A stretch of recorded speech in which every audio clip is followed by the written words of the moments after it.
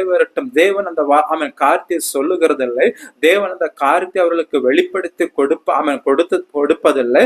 ஆனால் அவர்கள் சுயமாகவே தங்களுடைய மனதிற்கு தோன்றினபடி தங்களுடைய இஷ்டத்தின்படி ஏதோ ஒரு காரியத்தை தீர்க்க தரிசனமாக உரைத்து விட்டு, காரணம் ஜனங்கள் எதிர்பார்த்து வந்திருப்பது தீர்க்க தரிசன வார்த்தைகளுக்காக. தீர்க்க தரிசன வார்த்தைகளை எதிர்பார்த்து திரளான ஜனங்கள் கூடியிருக்கிறார்கள்.